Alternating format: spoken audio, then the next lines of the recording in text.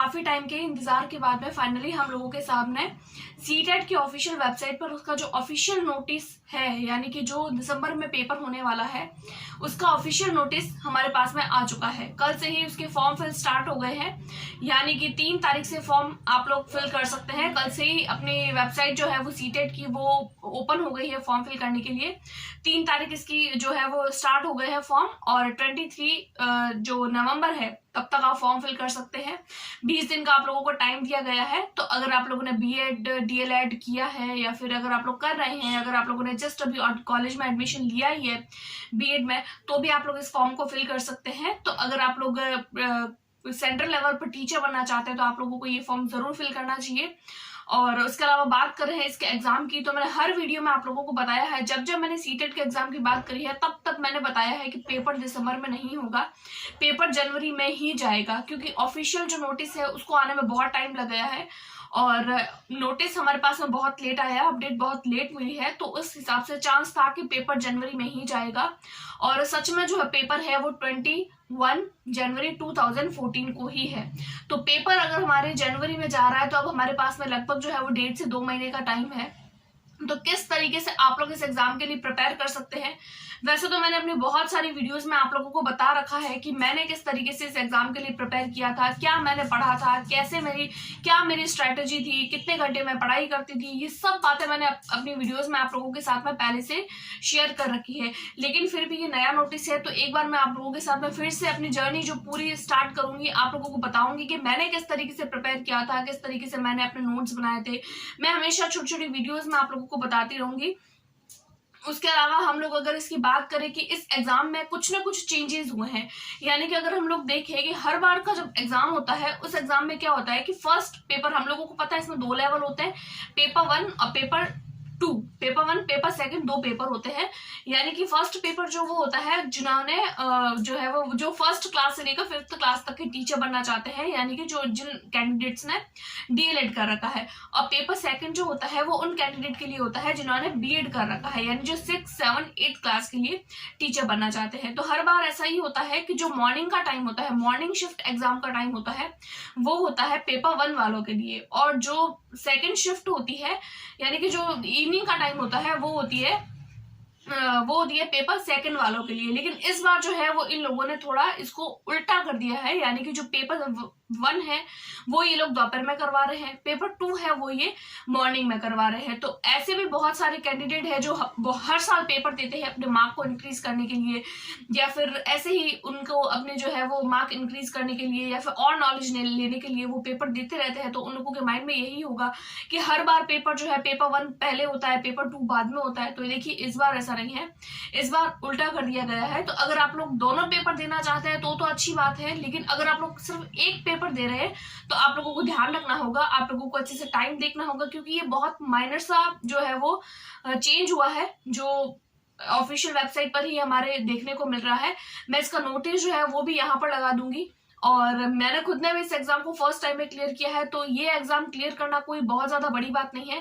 अगर आप लोग अभी 2 महीने हैं, अगर आप लोग 2 महीने भी बहुत अच्छे से प्रिपेयर कर लेते हैं तो आप इस एग्जाम को फर्स्ट टाइम में क्लियर कर पाएंगे। मैंने खुद ने भी किया है, मैं अपनी मार्कशीट भी यहाँ साइड में लगाऊंगी, आप लोग एक बार देखिएगा, बहुत ही अच्छे मार्क्स से किया है। कोई बड़ी बात नहीं है, कोई दिक्कत नहीं होती है एग्जाम को क्लियर करने के लिए।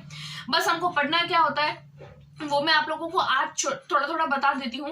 देखिए अगर मैं मेरे स्ट्रैटेजी की बात करूँ कि मैंने इस एग्जाम को किस तरीके से क्रैक किया था, तो देखिए मैंने कोई इसके लिए ज्यादा महीने पढ़ाई नहीं करी थी।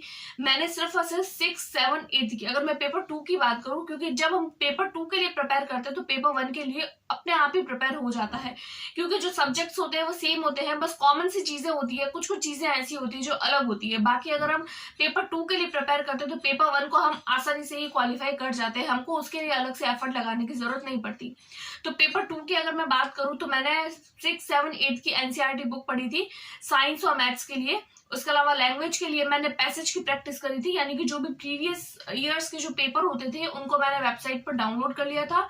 डाउनलोड करने के बाद में जो है वो मैंने हर दिन में एक पैसेज लेती थी, एक पैसेज हिंदी का, एक पैसेज इंग्लिश का, और पैसेज को ही मैं प्रैक्टिस करती थी। इसके अलावा मैंने किसी भी तरीके की ग्रामर नहीं पढ़ी थी। अब ग्रामर क्यों नहीं पढ़ी थी? क्योंकि इस एग्जाम में किसी भी तरीके की हम लोगों को ग्रामर नहीं पूछी जाती है।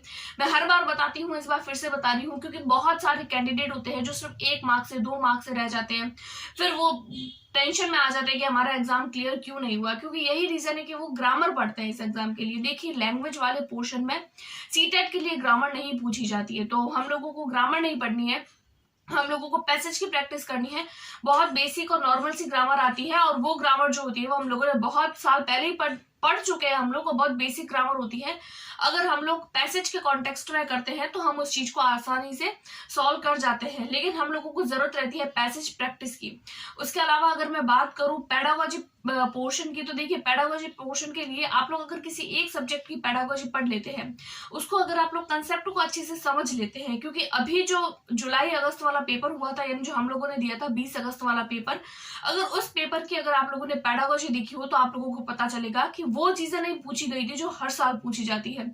यानी कि हर बार के लेवल से थोड़ा सा अप था पेपर का लेवल। बहुत सारे कैंडिडेट ऐसे थे, यानी कि अगर आप लोग 10 लाख लोग अगर उसमें जो है वो फॉर्म फिल कर रहे हैं, तो सिर्फ 1 लाख लोग ही उस एग्जाम को क्वालिफाई कर पा रहे हैं। यानी ये क्वालिफाई नेचर वाले पेपर को भी कैंडिडेट क्वालिफाई नहीं कर पाए। उसको नहीं करने का मेन रीजन यही था कि उन्होंने एक तो प्रीवियस ईयर नहीं किया, दूसरा उन्होंने जो है वो ग्रामर पढ़नी स्टार्ट कर दी, और तीसरा ये था कि वो हर चीज को रट के चले गए। देखिए, सीटेट का पेपर होता है, इसमें साइकोलॉजी पेडागोजी बहुत ज्यादा पूछी जाती है, वही पूछी जाती है, और कैंडिडेट उस कंसेप्ट को समझ ही नहीं पाते। तो कंसेप्ट को समझना जरूरी है। एक बार अगर कंसेप्ट समझ आ गया, उसके बाद में अगर हम लोगों ने प्रैक्टिस कर दी क्वेश्चन की, तो हमें किसी भी तरीके की कोई दिक्कत नहीं होती है। मेरी भी यही स्ट्रेटेजी थी, मैंने भी प्रीवियस ईयर उठाए थे, प्रीवियस ईयर ही करती थी as a test series, as a जो है वो कुछ भी अगर मुझे देखना होता था तो मैं सिर्फ प्रीवियस ईयर से देखती थी। और उसके अलावा मैं सिर्फ एनसीईआरटी पढ़ती थी। मैथ्स और साइंस के लिए स्पेशली मैंने एनसीईआरटी ही पढ़ी थी। एनसीईआरटी के अलावा मैंने किसी भी बुक को हाथ नहीं लगाया था। 6, 7, 8 की एनसीईआरटी, उसके अलावा मैंने बार बार रिविजन किया था।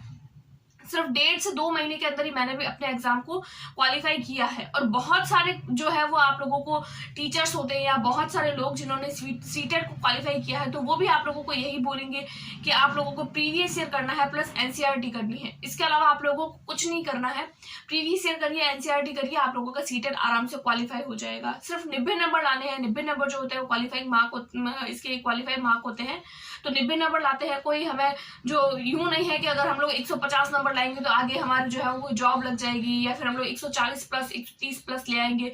हम लोगों को सिर्फ 90 नंबर लाना है। लेकिन हाँ, हमको इस बात का ध्यान रखना है कि अगर हम लोगों को 90 मार्क चाहिए तो हम लोगों को 90 का टारगेट नहीं रखना है, क्योंकि अगर हम लोग 90 का टारगेट रखेंगे तो हम शायद डाउन चले जाए। तो हमें टारगेट तो 120 प्लस का रखना है।